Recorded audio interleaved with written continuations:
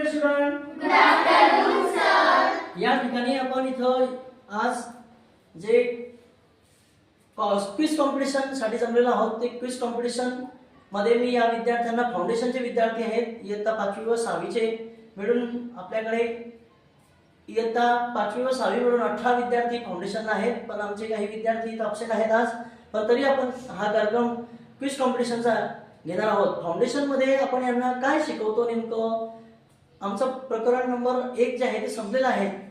ते नॉलेज यांना किती आत्मसात झालेले आहे हे आपल्याला बघायचं आहे. तर यासाठी मी त्यांना काही प्रश्न विचारणार आहे. आपण त्यांचं नॉलेज त्या चॅप्टर नंबर 1 बद्दल जाणून घेऊया. तर प्रिय विद्यार्थी मित्रांनो, आपण तयार आहे?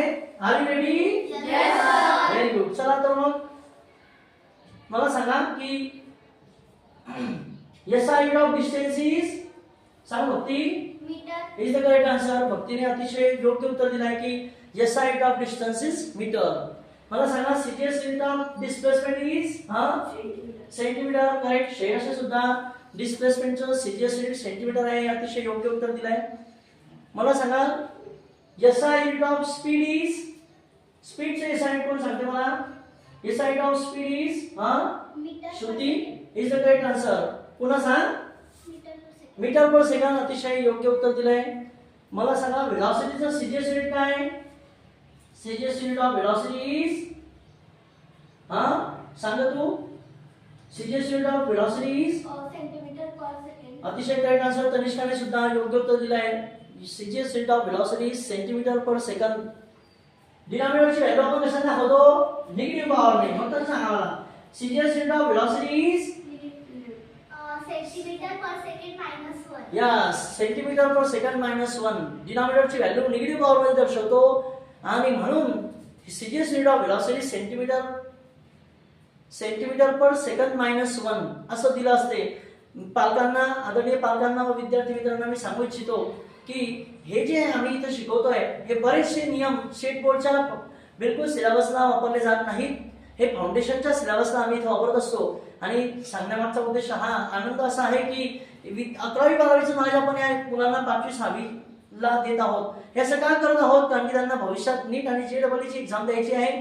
त्यांना ती सोप्या पद्धतीने गेली पाहिजे. त्यांना ते प्रश्न हार्ड जायला नको याची पूर्वतयारी आपण आधीच करत आहोत. कुठल्याही ध्येयासाठी आपण जर आधीपासून जर आपण त्याला आपण पार करण्यासाठी जर प्रयत्न केला तर तो नक्कीच आपण त्या फील्डमध्ये किंवा त्या डिग्री आपण जे घेणार आहोत त्याच्यामध्ये यशस्वी नक्की होणार आहोत. म्हणून आपण आधीच अभ्यास सुरू केलेला आहे त्या मुलांचा. तर चला तर मग नेक्स्ट क्वेश्चन सुद्धा विचारू मुलांना. मला सांगा व्हॉट इज माय स्पीड. कोण सांगतो स्पीड म्हणजे काय? स्पीड म्हणजे काय सांग पूर्वी.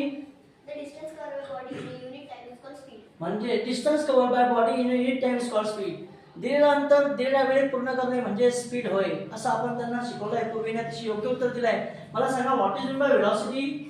वेलोसिटी भार्गवी सांग. The distance covered by a body in a unit time in a given direction is called velocity. Correct. Velocity हा पॉइंट सुद्धा 7वीला किंवा 9वीला विचारला जातो. आमचे 5वी 6वीचेच विद्यार्थी हे उत्तर देत आहेत.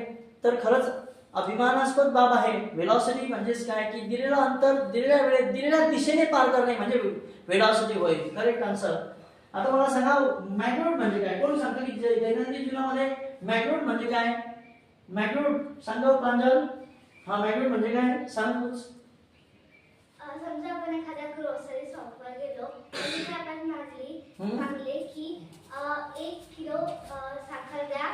तर एक जो असेल तो व्हॅल्यू असेल आणि केजी जर असेल किलोग्रॅम तो मॅग्निट्यूड असेल.